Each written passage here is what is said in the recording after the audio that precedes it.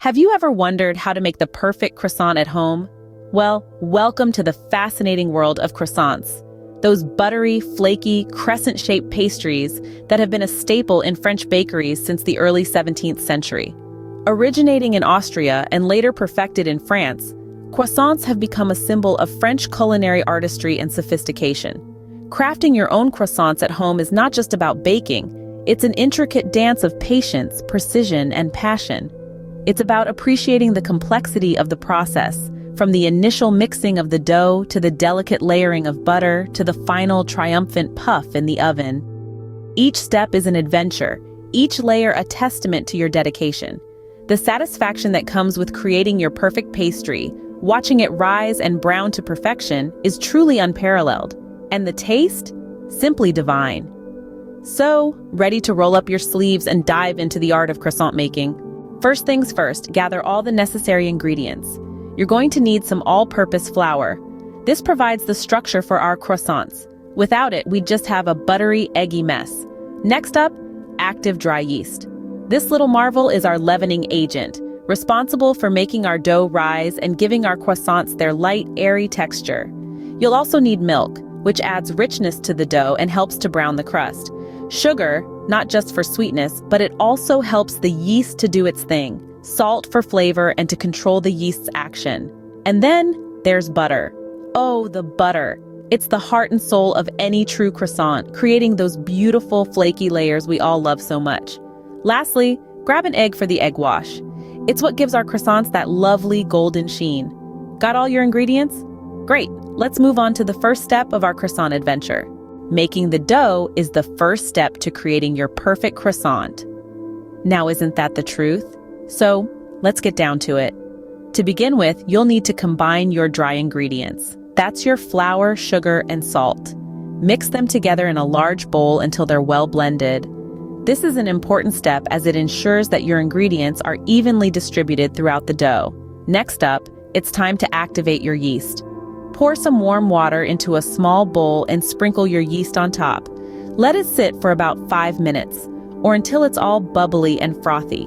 This step is crucial as it wakes up the yeast and gets it ready to do its job in the dough. Once your yeast is activated, it's time to add it to your dry ingredients along with some warm milk.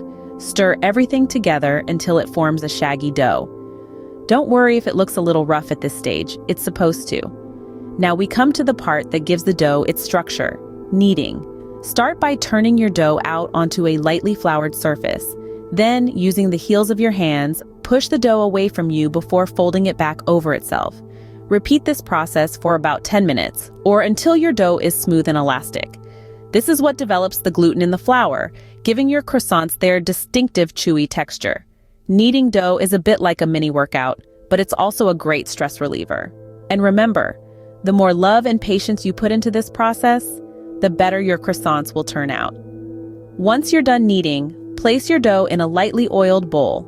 Cover it with a clean kitchen towel and let it rise until it's doubled in size. This could take anywhere from 1 to 2 hours, but it's worth the wait. We're halfway there. Now let's move on to the most crucial part, the butter layering.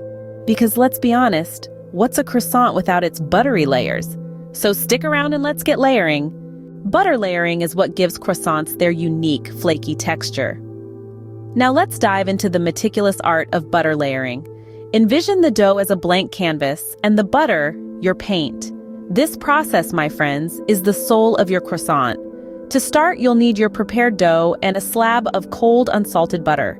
It's important that the butter is cold, not frozen, not room temperature, but cold.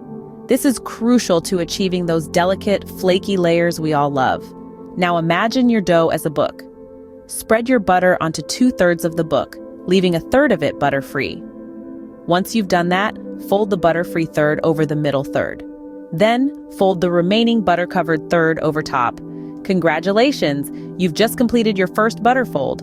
But we're not done yet. Now, you'll need to roll out your dough once again, repeating the same process. This is known as laminating the dough.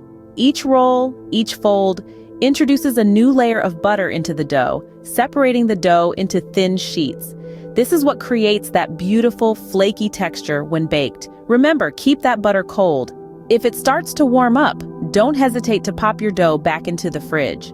Warm butter will melt into the dough instead of layering, and we don't want that. Now that we've got our layers, it's time to shape these beauties. We're at the final stretch, shaping and baking our croissants. Now, the magic really begins. Starting with your beautifully layered dough, you'll want to slice it into triangles. Picture a pizza. That's the shape we're aiming for. The base of your triangle should be about 5 inches, and the height should be about 7 inches.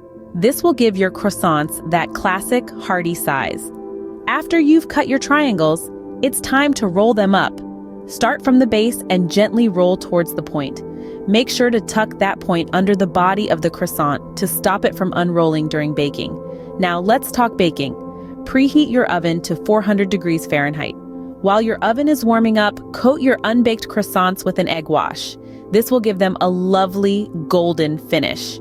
Once your oven is ready, pop those croissants in there. Keep an eye on them, but generally they'll need about 15 to 20 minutes. You're looking for a golden brown color and a flaky texture. Remember, every oven is different, so trust your instincts and your senses. If they look ready and smell heavenly, they probably are. And voila, you've just baked your own batch of perfect, flaky, buttery croissants. Bon appetit!